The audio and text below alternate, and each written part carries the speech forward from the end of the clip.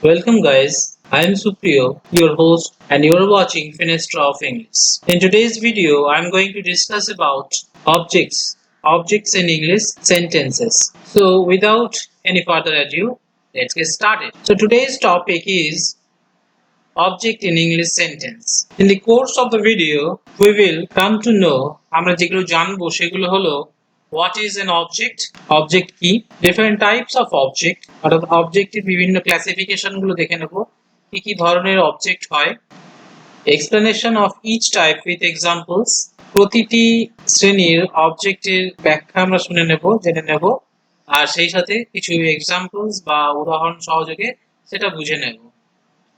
Some tips about objects অর্থাৎ অবজেক্টের ব্যাপারে বেশ কি কয়েকটা টিপ আমি তোমাদের এই ভিডিও চলাকালীন দিয়ে দেব, যেগুলো ব্যবহার করলে তোমরা অবজেক্টের ধারণাটা আরো ক্লিয়ার করে ফেলতে পারবে।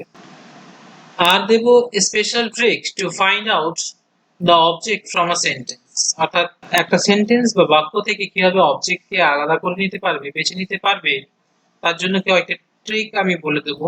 এগুলো ফলো করলে তোমরা সহজেই একটা সেন্টেন্স থেকে অবজেক্ট খুঁজে বের করতে পারবে। তাহলে চলো আজকের আলোচনাটা শুরু করা যাক। ভিডিওটা শেষ পর্যন্ত দেখবে, একদম স্কিপ করো না ভিডিওটা, তাহলে একটার সঙ্গে আরেকটা যেহেতু লিংক রয়েছে বুঝতে পারবে না। চলো তাহলে শুরু করা যাক। প্রথমে আমরা দেখে নেব অবজেক্ট কি। What is object? An object is a word, either a noun or a pronoun or a group of words, noun equivalent, that represents someone or something to which an action is directed or to which a preposition relates. অর্থাৎ object হলো সেই শব্দ বা শব্দগুচ্ছ যেটা noun বা pronoun হতে পারে, আর যদি শব্দগুচ্ছ হয় তাহলে সেটা নাউনের ইকুইভ্যালেন্ট অর্থাৎ নাউনের মতো করে কাজ করবে, অর্থাৎ নাউন যে যে কাজগুলো করতে পারে সেই কাজগুলো করতে পারে। এখানে আমরা অবজেক্ট নিয়ে আলোচনা করছি, তাই অবজেক্টের কাজটা করে থাকবে সেই শব্দগুচ্ছটি। এই শব্দগুচ্ছটা রিপ্রেজেন্ট করবে someone or something to which an action is directed, অর্থাৎ ভার্বের মাধ্যমে যে অ্যাকশন বা যে কাজটার কথা বলা হচ্ছে সেই কাজটা যার প্রতি করা হচ্ছে বা যাকে নিয়ে করা হচ্ছে, যার জন্য করা হচ্ছে, সেটাই হলো অবজেক্ট। অথবা এই শব্দ বা শব্দগুচ্ছটা একটা প্রিপোজিশনের সঙ্গে সম্বন্ধযুক্ত, অর্থাৎ একটা প্রিপোজিশন দ্বারা বাক্যের বাকি শব্দগুলোর সঙ্গে সম্বন্ধ তৈরি হবে, সেই শব্দগুচ্ছ বা শব্দটিকেও আমরা অবজেক্ট বলতে পারি। এবার দু একটা উদাহরণের মাধ্যমে ব্যাপারটা বুঝে নিই আগে।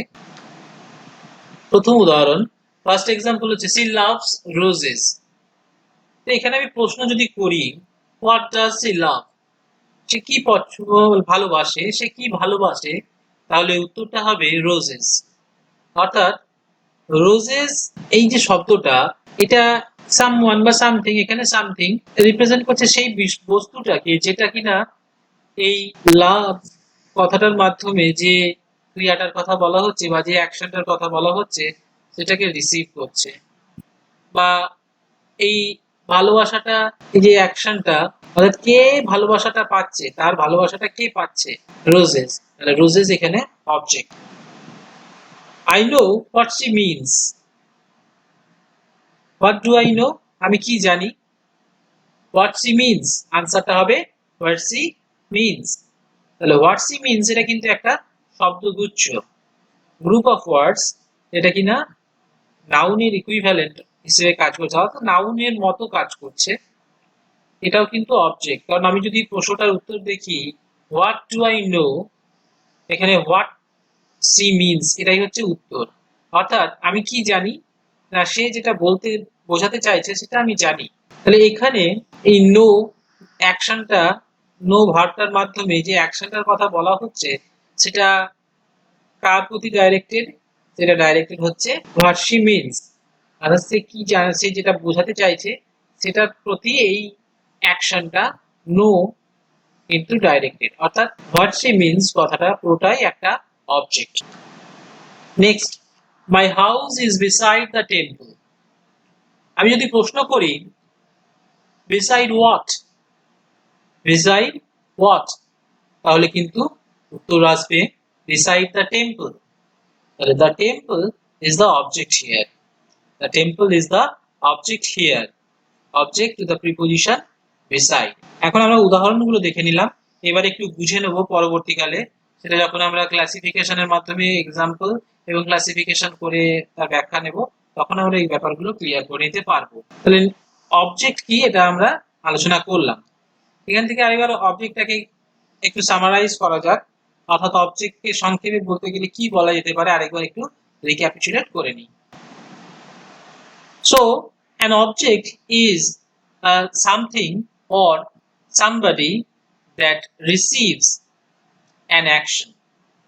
অর্থাৎ অবজেক্ট বলতে আমরা সেই ব্যক্তি বা বস্তুর কথা বলি যেটা কিনা অ্যাকশনটা বাক্যের মানে সেন্টেন্সের যে ভার্ব, সেই ভার্বের মাধ্যমে যে অ্যাকশনটার কথা বলা হচ্ছে, যে কাজটার কথা বলা হচ্ছে, সেটাকে রিসিভ করে। It is something or somebody that an action is acted আপন। অথবা এটাও হতে পারে যে অবজেক্ট বলতে আমরা সেই ব্যক্তি বা বস্তুর কথা বলি যে যার উপরে ওই অ্যাকশন বা ভার্বের মাধ্যমে যে কাজটার কথা বলা হচ্ছে সেটা করা হয়। তাহলে এই হলো অবজেক্ট। অবজেক্ট কাকে বলে? এবার অবজেক্টের ক্লাসিফিকেশন গুলো একটু দেখে নিই। অবজেক্ট হয়ে গেল আমাদের, অবজেক্ট কাকে বলে হয়ে গেছে। এরপরে types of object. First type 1 হচ্ছে direct object, type 2 indirect object, type 3 object of a preposition. Object of a preposition, এই তিন ধরনের তাহলে অবজেক্ট পাওয়া যায়। এবার প্রতিটা অবজেক্টের আমরা এক্সপ্লেনেশন দেখে নেব, অর্থাৎ ব্যাখ্যাটা বুঝে নেব, আর কিছু উদাহরণের মাধ্যমে ব্যাপারটা বুঝে নেওয়ার চেষ্টা করি। চলো, first type of object is direct object. A direct object is something or somebody that receives an action directly. অর্থাৎ ডাইরেক্ট অবজেক্ট বলতে আমরা সেই ব্যক্তি বা বস্তুর কথা বলি যে কিনা অ্যাকশনটাকে ডাইরেক্টলি রিসিভ করে। নামের মধ্যেই কথাটা রয়েছে ডাইরেক্ট অবজেক্ট, অর্থাৎ যে কিনা অ্যাকশনটা ডাইরেক্টলি রিসিভ করে। It always follows an action verb. Direct object সবসময় একটা অ্যাকশন ভার্ব মানে ভার্বের পরে থাকে, ঠিক ভার্বের পরেই থাকে direct object. It is generally a thing or an inanimate object. সাধারণত ডাইরেক্ট অবজেক্টটা হয় ইনঅ্যানিমেট অবজেক্ট। ফার্স্ট এক্সাম্পলটা একটু দেখে নিই। The vocalist is playing a harmonium. এখন অবজেক্ট বুঝতে গেলে আমাদেরকে পুরো ব্যাপারটা বুঝতে হবে আগে, অর্থাৎ একটা অবজেক্টকে খুঁজে পেতে গেলে আগে আমাকে বাক্যের সাবজেক্ট ভার্বটাকে আলাদা করতে হবে। এই দুটো আলাদা করার পরেই আমরা অবজেক্টটাকে আলাদা করার সুযোগ পাবো। The vocalist is playing a harmonium. এখানে who is performing the action, অর্থাৎ কে কাজ করছে? The vocalist. The vocalist is playing a harmonium. তাহলে the vocalist হলো subject. What is the verb here? Here verb is playing. কি কাজটার কথা বলা হচ্ছে সেটাই হচ্ছে verb, তাহলে is playingটা হলো verb। এরপর সাবজেক্ট আর ভার্বটা আলাদা করে নিয়েছি, এরপরে আমরা অবজেক্টে চলে যাব। তাহলে যদি আমি এভাবে প্রশ্নটা করি, the vocalist is playing what, তাহলে উত্তর কি পাবো আমরা? a harmonium, হারমোনিয়াম বাজাচ্ছে। তাহলে a harmonium is the object here. A harmonium is the object here. আমি তোমাদের বলেছিলাম যে এই ভিডিওটা চলাকালীন আমি তোমাদেরকে কয়েকটা ট্রিক বলে দেবো, যে ট্রিকগুলো ব্যবহার করে তোমরা অবজেক্টকে সহজেই খুঁজে বের করতে পারো। তাহলে ডাইরেক্ট অবজেক্টের ক্ষেত্রে যে ট্রিকটা আমরা ব্যবহার করছি সেটা হলো হোয়াট দিয়ে ভার্বকে প্রশ্ন করা, হোয়াট দিয়ে ভার্বকে প্রশ্ন করা, বা হুম দিয়ে ভার্বকে প্রশ্ন করা। The vocalist is playing what? The vocalist is playing a harmonium. A harmonium is the object in this sentence. এই সেন্টেন্সের অবজেক্ট হলো হারমোনিয়াম। এখন এই হারমোনিয়াম এই ভার্বের মাধ্যমে যে অ্যাকশনটার কথা বলা হচ্ছে সেই অ্যাকশনটা ডাইরেক্টলি রিসিভ করছে, তাই harmonium is the direct object here. Is the direct object here. Next example. The technician fixed the AC. একই রকম ভাবে এখানে who fixed the AC যদি প্রশ্ন করি, অর্থাৎ কাজটা কে করছে, তাহলে the technician is the subject here. এবার ফিক্সড কি কাজ করছে, দ্য টেকনিশিয়ান কোন কাজটা করছে, সেটা হলো অ্যাকশন, অর্থাৎ সেটাই হলো verb. The technician fixed the AC, তাহলে ফিক্সড এটা হলো ভার্ব। সাবজেক্ট হয়ে গেল, ভার্ব হয়ে গেল, অবজেক্ট খুঁজে পাওয়ার ব্যাপার। তাহলে একই রকম ভাবে প্রশ্ন করি, the technician fixed what, the technician fixed what or whom. এখানে প্রশ্নটা যদি আমি করি তাহলে উত্তর পাবো দ্য এসি, উত্তর হবে দ্য এসি। দ্য এসি হলো এখানে অবজেক্ট, অর্থাৎ এখানে ফিক্সড ভার্বটার মাধ্যমে যে অ্যাকশনটার কথা বলছে সেই অ্যাকশনটা কে রিসিভ করছে, দ্য এসি। দ্য এসি কিন্তু এই অ্যাকশনটা ডাইরেক্টলি রিসিভ করছে, তাই দ্য এসি হলো এখানে direct object.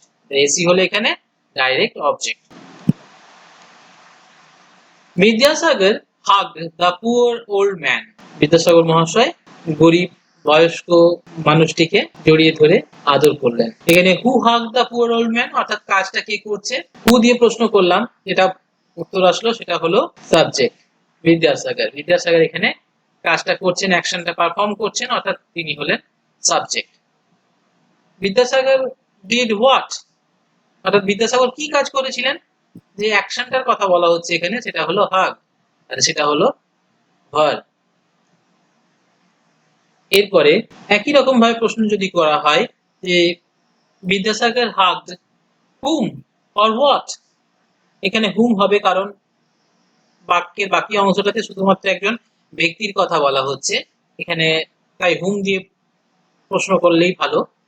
Vidyasagar hugged hmm, Vidyasagar hugged the poor old man, তাহলে দ্য পুয়ার ওল্ড ম্যান এটা হলো এখানে অবজেক্ট।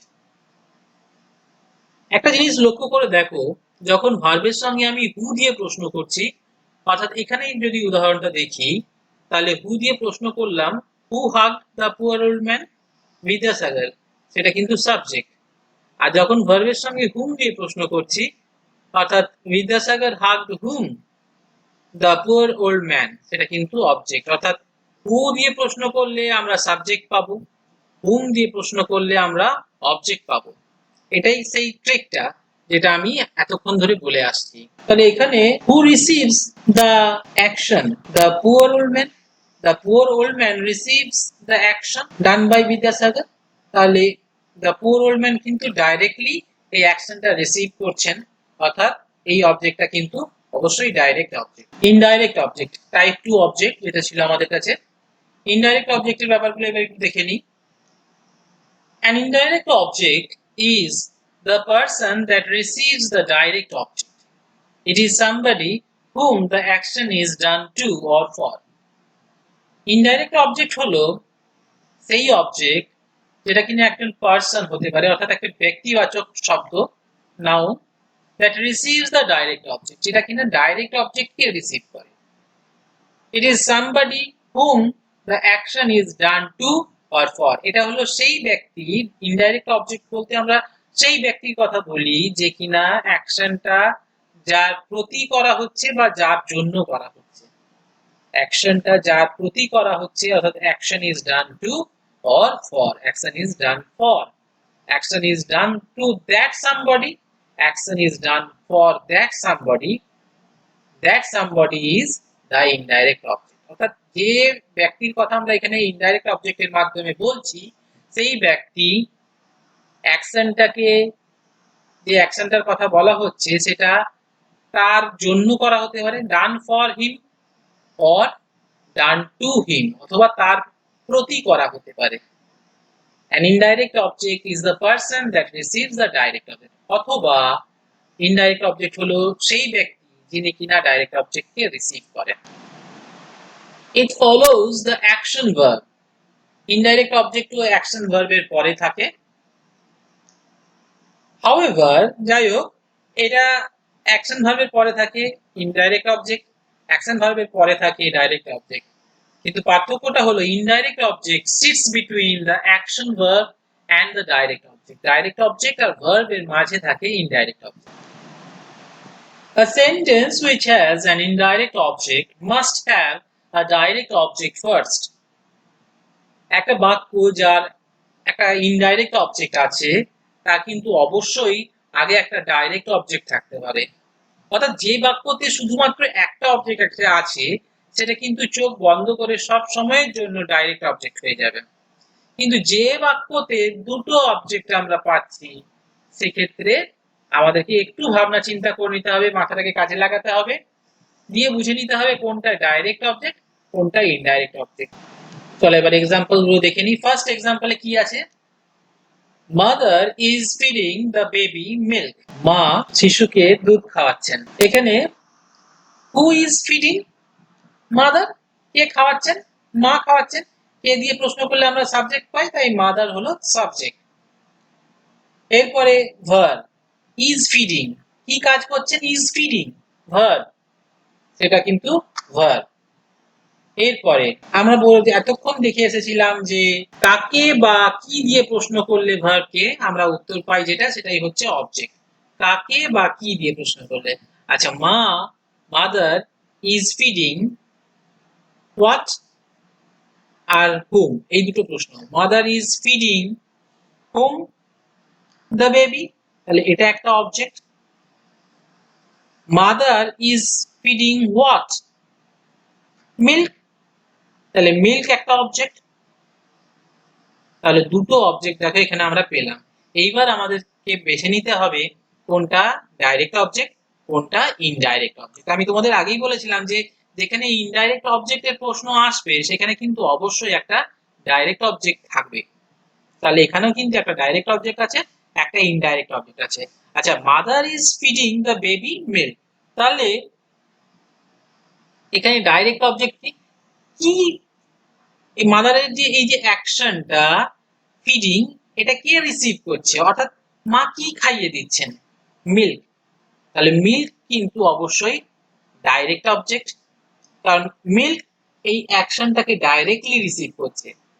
আর মিল্কের মাধ্যমে এই অ্যাকশনটাকে রিসিভ করছে দ্য বেবি। অর্থাৎ দ্য বেবি সে কিন্তু মিল্কটাকে রিসিভ করছে, অ্যাকশনটাকে নয়। আমি তোমাদের এখানে দেখো উপরের যে ব্যাখ্যাটা দিয়েছি তাতে পরিষ্কার বলেছি, an indirect object is the person that receives the direct object. Indirect object সেই ব্যক্তি যে কিনা ডাইরেক্ট অবজেক্টকে রিসিভ করছে। তাহলে এখানে ডাইরেক্ট অবজেক্ট মিল্ক, মিল্কের কে খাচ্ছে? কে দুধটা খাচ্ছে? The baby. তাহলে দ্য বেবি কিন্তু indirect object, the baby indirect object আর মিল্ক হলো direct object. Grandfather is telling me a story, এটা হচ্ছে আমাদের সেকেন্ড এক্সাম্পল। তাহলে who is telling me a story? Who দিয়ে প্রশ্ন করলাম, উত্তর পাওয়া গেল গ্র্যান্ডফাদার। তাহলে গ্র্যান্ডফাদার হলো সাবজেক্ট। গ্র্যান্ডফাদার কি করছেন? Grandfather is doing what? Grandfather is telling, তাহলে ইজ টেলিং হলো verb. Grandfather is telling hmm? Me, সেটা একটা অবজেক্ট। হুম দিয়ে প্রশ্ন করলে ভার্বকে অবজেক্ট পাওয়া যায়, তাহলে মি একটা অবজেক্ট। আর grandfather is telling what? What দিয়ে প্রশ্ন করলেও অবজেক্ট পাওয়া যায়, তাহলে a story. Grandfather is telling a story, তাহলে আ স্টোরি কিন্তু সেটাও একটা অবজেক্ট। এইবার আবার দুটো অবজেক্ট পাওয়া গেছে, একটা ডাইরেক্ট অবজেক্ট একটা ইনডাইরেক্ট অবজেক্ট। তাহলে এই যে টেলিং বলে যে অ্যাকশনটার কথা বলা হচ্ছে সেটা কে ডাইরেক্টলি রিসিভ করছে? অর্থাৎ কোন জিনিসটাকে বলা হচ্ছে? A story. তাহলে a story receives the action directly, তাহলে আ স্টোরি হলো ডাইরেক্ট অবজেক্ট। আর স্টোরি যদি ডাইরেক্ট অবজেক্ট হয় সেই স্টোরিটাকে কে রিসিভ করছে? অর্থাৎ স্টোরিটাকে কে শুনছে? মি। আমাকে বলা হচ্ছে, আমি শুনছি গল্পটা, তাহলে আমি বা মি এটা হলো ইনডাইরেক্ট অবজেক্ট, কারণ সেটা ডাইরেক্ট অবজেক্টকে রিসিভ করছে। তাহলে আ স্টোরি হলো ডাইরেক্ট অবজেক্ট আর মি এটা হলো indirect. Father bought Rambo a super bike. Father bought Rambo a super bike. Third example আমাদের, হু বট র্যাম্বো আ সুপার বাইক? হু দিয়ে প্রশ্ন করলে সাবজেক্ট আছে, তাহলে ফাদার হলো subject. Father did what? Father বট হলো ভার্ব। কি কাজ করেছেন? ভার্ব সেটা। আচ্ছা, এরপরে সাবজেক্ট আর ভার্ব পেয়ে গেছি, এবার object. Father bought hmm? Rambo. Father bought what, a super bike, তাহলে সেটা একটা, র্যাম্বোটা একটা অবজেক্ট। আর ফাদার বট হোয়াট, হোয়াট দিয়ে প্রশ্ন করলেও অবজেক্ট পাওয়া যায়, তাহলে a super bike, a super bike সেটাও একটা অবজেক্ট। এবার দুটো অবজেক্ট পেলাম, একটা হবে ডাইরেক্ট অবজেক্ট, একটা হবে ইনডাইরেক্ট অবজেক্ট। ডাইরেক্ট অবজেক্টটা কোনটা? এই যে বট বলে যে অ্যাকশনটার কথা বলছে, সেটা কে রিসিভ করছে? ডাইরেক্টলি রিসিভ করছে কে, অর্থাৎ কোন জিনিসটাকে কেনা হচ্ছে? আর সুপার বাইক, সুপার বাইক কে কেনা হচ্ছে, অর্থাৎ ফাদার, সুপার বাইক ফাদারের এই যে কেনার ব্যাপারটা, এই যে অ্যাকশনটা, সেটা কে রিসিভ করছে ডাইরেক্টলি? আর সুপার বাইক। সুপার বাইকটা হলো ডাইরেক্ট অবজেক্ট। আর Rambo receives the super bike, Rambo আবার সুপার বাইকটা নিচ্ছে কে? র্যাম্বো। অর্থাৎ র্যাম্বো যদি অবজেক্ট হয়, তাহলে এই সুপার বাইক হচ্ছে ডাইরেক্ট অবজেক্ট, সেই ডাইরেক্ট অবজেক্টটাকে রিসিভ করছে কে? র্যাম্বো। তাহলে র্যাম্বো হলো indirect object. Direct object super bike, indirect object Rambo. এরপরে আমরা চলে যাব আমাদের থার্ড আর ফাইনাল যে ক্লাসটা রয়েছে অবজেক্টের, অর্থাৎ অবজেক্টের যে তৃতীয় বা শেষ ভাগটা রয়েছে, সেটা হলো object to the preposition. Object of a preposition, object of a preposition. Object of a প্রিপোজিশনটা একটু দেখে নিই কি কাকে বলে বা কি ব্যাপারটা। Object of a preposition is a noun or a pronoun that the preposition relates to. অর্থাৎ প্রিপোজিশনের পরে, ঠিক পরে যে নাউন বা যে নাউন বা প্রোনাউনটা থাকে, বা যে ওয়ার্ড ক্লাস্টারটা থাকে বা ওয়ার্ড গ্রুপ অফ ওয়ার্ডস থাকে, সেটাকেই বলা হয় অবজেক্ট অফ আ প্রিপোজিশন। এবার একটু এক্সাম্পল গুলো দেখে নিই। দেখো ফার্স্ট এক্সাম্পলে কি আছে, my house is beside the Kali মন্দির। একই রকম ভাবে সাবজেক্ট ভার্ব বের করে নেব, তারপরে আমরা অবজেক্টে যাব। পদ্ধতিটা একই পদ্ধতিটা ফলো করতে হবে। এই পদ্ধতিটা ফলো করলে তোমাদের কারোর কোনো রকমের কোনোদিনও অবজেক্ট খুঁজে পেতে অসুবিধা হবে না, এটা আমি বলছি। নিজেরা অ্যাপ্লাই করে দেখবে, আমার মনে হয় না কোনোদিন কোনো জায়গাতে অবজেক্ট খুঁজে পেতে তোমাদের সমস্যা। তাহলে আগে সাবজেক্টটা বের করে নিই। মাই হাউস এখানে সাবজেক্ট, কেন মাই হাউস আমার বাড়িটার কথাই বলা হচ্ছে, আমার বাড়িটা কালী মন্দিরের পাশে। তাহলে কি এখানে কথাটা কার ব্যাপারে বলা হচ্ছে? আমার বাড়ির সম্পর্কে, মাই হাউস। তাহলে মাই হাউসটা হলো what is beside the Kali mandir? My house.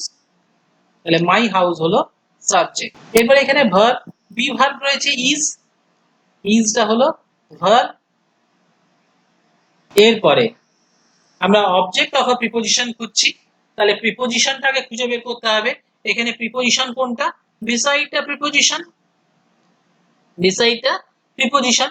এরপরে বিসাইডের ঠিক পরে যে শব্দ বা শব্দগুচ্ছটা রয়েছে সেটা হলো দ্য কালী মন্দির। ঠিক আছে, এবার আমি তোমাদেরকে সেই ট্রিকটা বলবো আবার, যে অবজেক্ট অফ এ প্রিপোজিশন বের করতে গেলে কিভাবে আমরা ট্রিকটাকে কাজে লাগাবো। প্রিপোজিশনের সঙ্গে হোয়াট বা হুম জুড়ে দাও।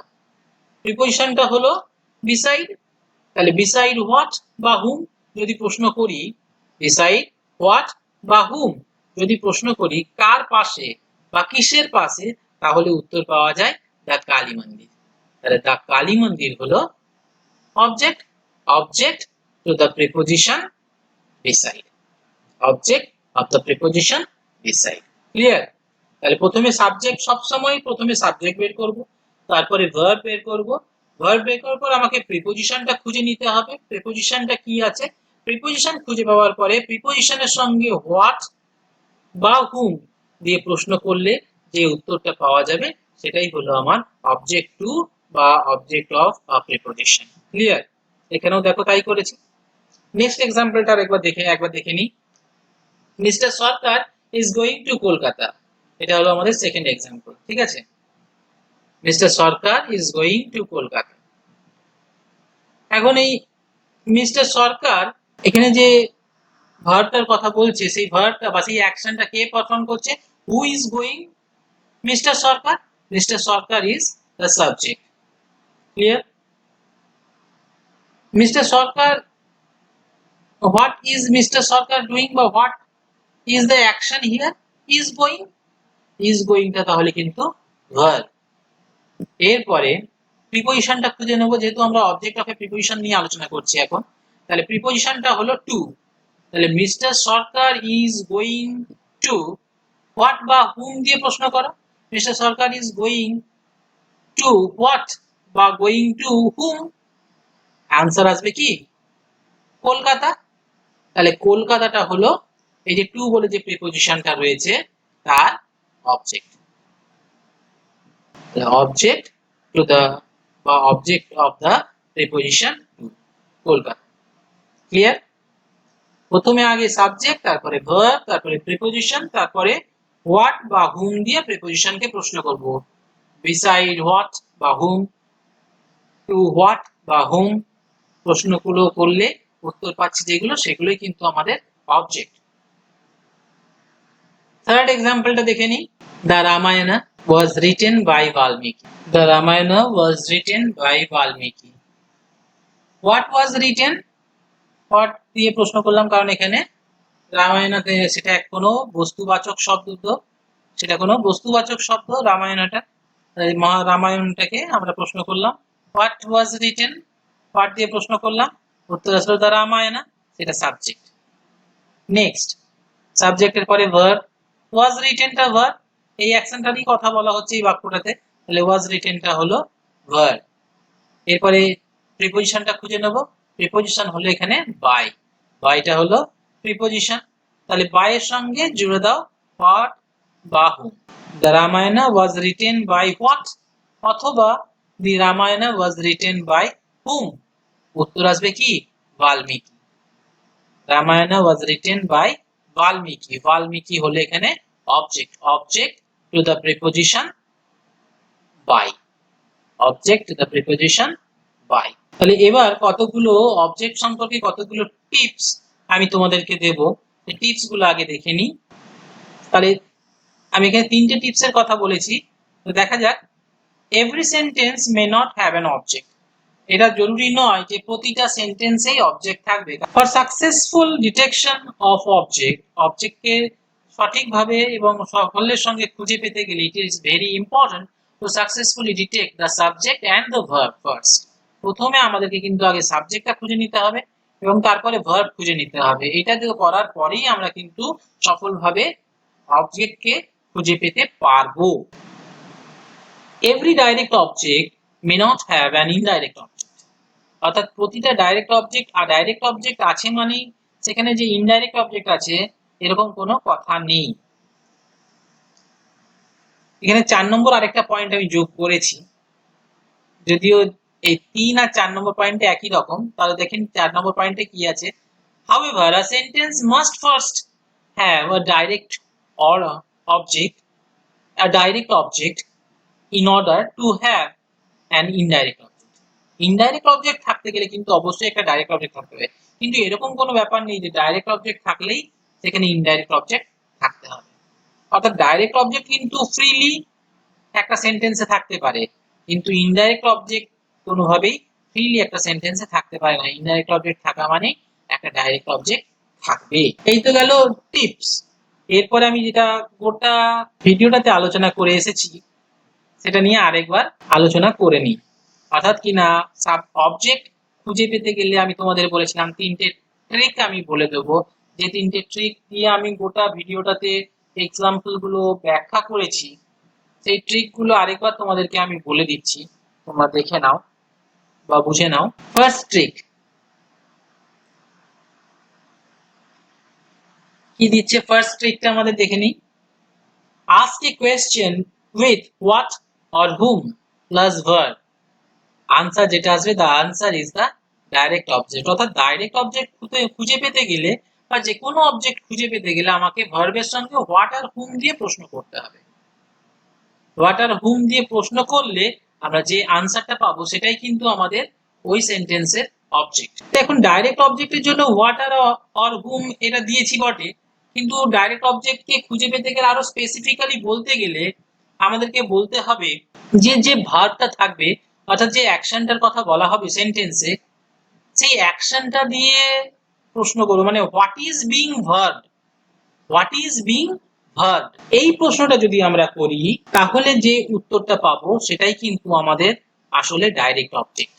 হোয়াট ইজ বিং ভার্বড অর্থাৎ ক্রিয়াপদটা কার উপরে, মানে যে অ্যাকশনটার কথা বলা হচ্ছে সেটা কার উপরে করা হচ্ছে, সেটা কে ডাইরেক্টলি রিসিভ করছে, who receives what or whom receives the action directly, that is the direct object. Next point, ask a question to or for plus whom or what the action is done, অর্থাৎ অ্যাকশনটা যে ভার্বটার কথা বলা হচ্ছে সেই ভার্বটাকে নিয়ে আমরা প্রশ্ন করব অ্যাকশনটা কার প্রতি করা হয়েছে সেটা টু, অথবা কার জন্য করা হয়েছে ফর। এবার হুম বা হোয়াট অর্থাৎ বস্তুও হতে পারে বা ব্যক্তিও হতে পারে, যাই হোক না কেন সেই অ্যাকশনটা কার প্রতি করা হয়েছে, অর্থাৎ ভার্বটা কার জন্য বা কার প্রতি, অ্যাকশনটা কার জন্য বা কার প্রতি করা হয়েছে বা কিসের জন্য কিসের প্রতি করা হয়েছে, এই প্রশ্নটা যদি আমরা করি তাহলে কিন্তু আমরা যে উত্তরটা পাবো সেটা হচ্ছে ইনডাইরেক্ট অবজেক্ট। আর লাস্টলি ছিল যে object to the preposition, ask a question with the preposition plus what or whom, অর্থাৎ preposition beside what or whom, answer এসেছিল কালী মন্দির, তাহলে কালী মন্দিরটা ছিল আমাদের object to the preposition beside, object to the preposition beside Kali মন্দিরটা। ঠিক একই রকম ভাবে সমস্ত ক্ষেত্রেই প্রিপোজিশনের অবজেক্টটা আমাদেরকে খুঁজে বের করে নিতে হয়। আরেকবার আমি তোমাদেরকে এই ট্রিকগুলো নিয়ে আলোচনা করে দিই। দেখো আমাদের প্রথম এক্সাম্পলটা ডাইরেক্ট অবজেক্টের যে প্রথম এক্সাম্পলটা ছিল, আরেকবার সেখানে চলে যাই আমরা। এক্সাম্পলটা ছিল the vocalist is playing a harmonium, the vocalist ছিল সাবজেক্ট, ইজ প্লেইং ছিল ভার্ব, এরপরে অবজেক্ট হয়েছিল আ হারমোনিয়াম। কিভাবে হয়েছিল ডাইরেক্ট অবজেক্ট, আমি কি বললাম তোমাদেরকে যে ডাইরেক্ট অবজেক্ট খুঁজে পাওয়ার সবচেয়ে সহজ ট্রিক যেটা সেটা হলো আমরা প্রশ্ন করব হোয়াট ইজ বিং ভার্ব, অর্থাৎ ভার্বটাকে কাজে লাগিয়ে আমরা হোয়াট দিয়ে প্রশ্ন করব বা হুম দিয়ে প্রশ্ন করব। তাহলে হোয়াট ইজ বিং প্লেড, যদি আমি প্রশ্নটা করি হোয়াট ইজ বিং প্লেড, কারণ প্লেটা verb, what is being played যদি প্রশ্ন করি তাহলে উত্তর আসে আ হারমোনিয়াম, আ হারমোনিয়াম, তাহলে আ হারমোনিয়াম হলো অবজেক্ট, ডাইরেক্ট অবজেক্ট। ক্লিয়ার? আমি বলেছিলাম ডাইরেক্ট অবজেক্ট খুঁজে পাওয়ার একমাত্র ট্রিক যেটা খুব সহজে তোমরা ডাইরেক্ট অবজেক্ট খুঁজে পেতে পারবে সেটা হলো ভার্বটা থাকবে যেটা সেটার সঙ্গে আমরা প্রশ্ন করব what is being verb, verb এখানে ছিল play, what is being played, a harmonium, harmonium হলো ডাইরেক্ট অবজেক্ট। ক্লিয়ার? এবারে ট্রিকটা সম্পর্কে তোমরা ক্লিয়ার হতে পেরেছো নিশ্চয়ই। বা এই যে প্লে, এই যে অ্যাকশনটা এটা কে ডাইরেক্টলি রিসিভ করছে, আ হারমোনিয়াম, তাহলে হারমোনিয়াম হলো ডাইরেক্ট অবজেক্ট। তাহলে ফার্স্ট এক্সাম্পলটা ইনডাইরেক্ট অবজেক্টের আরেকবার দেখে নিই কি ছিল। Mother is feeding the baby milk, mother ছিল সাবজেক্ট, ইজ ফিডিং ছিল ভার্ব, এরপরে আমরা দুটো অবজেক্ট পেয়েছিলাম the baby are the milk, দুটো অবজেক্ট পেয়েছিলাম। কিভাবে অবজেক্টটা খুঁজে বের করেছিলাম, এরপরে আমাদের ডাইরেক্ট অবজেক্ট ইনডাইরেক্ট অবজেক্ট খুঁজে বের করতে হবে। তাহলে হোয়াট ইজ বিং ভার্ব অর্থাৎ কি কাজটা করা হয়েছে কাকে নিয়ে, হোয়াট ইজ বিং ভার্ব না মিল্ক, মিল্কটা ফিড করা হয়েছে বেবিকে, তাহলে মিল্ক হলো ডাইরেক্ট অবজেক্ট।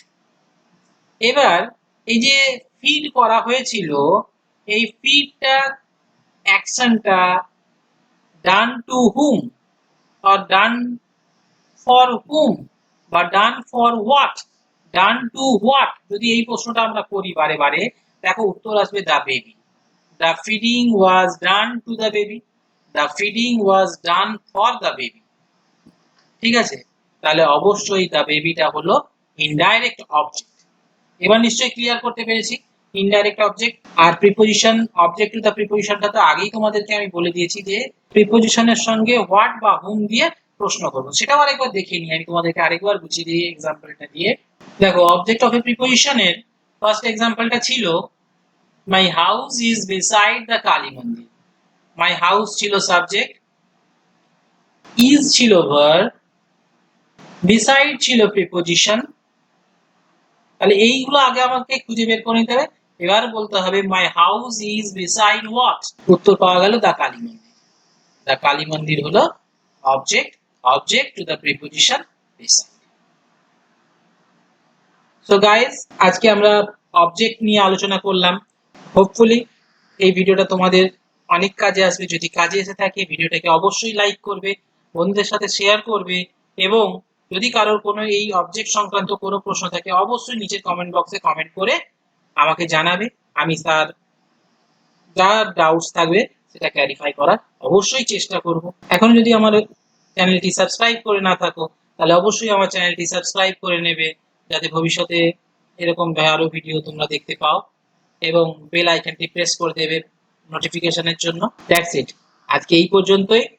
সবাই ভালো থেকো, পরের ভিডিওতে আবার দেখা হবে। Thank you.